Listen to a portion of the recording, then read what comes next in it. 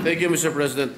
Mr. President, my dear colleagues, it was an ending not too familiar in America's highly anticipated singing competition the past 26 seasons.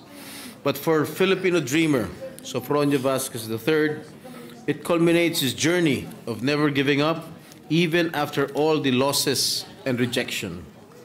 His dream of being a known singer was always there. Losses did not weigh him down. Undoubtedly, Sofronio exemplified the indomitable Filipino spirit. All it took was patience and holding on to that dream. And now is his time. Sofronio Vasquez III, the 32-year-old singer from Osamis City, Misamis Occidental, became the very first Filipino and Asian to join the iconic winners list after bagging the grand title on The Voice USA Season 26 following the December 10, 2024 finale.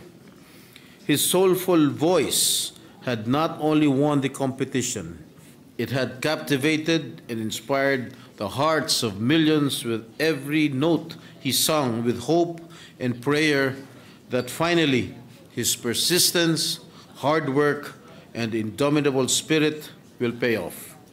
Dubbed the Filipino Phenom, Sofronio also wowed the judges after getting an instant four-chair turn during the blind auditions. Mantakin po ninyo, ilang segundo pa lang ang nakalipas sa pagkanta niya ng audition piece, lahat ng internationally celebrated judges ng The Voice USA ay gustong i-mentor siya sa kompetisyon.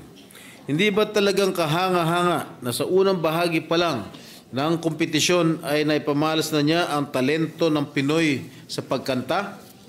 During his The Voice journey, he delivered a string of dramatic song renditions battle after battle. Ang natamong tagumpay na ito ni Sofronio ay isa namang patunay na kayang-kaya natin mga Pilipino na angkinin ang pangdaigdigang entablado. Ang kanyang tagumpay ay isang patunay ng mga pangarap ay maaaring makamit kung pagsusumikapan natin ito at naniniwala tayo sa ating kakayahan.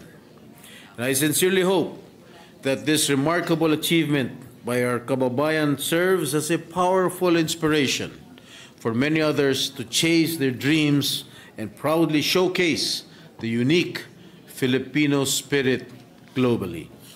The Philippine Senate and the entire Filipino nation are truly proud of his achievements. Thank you, Mr. President.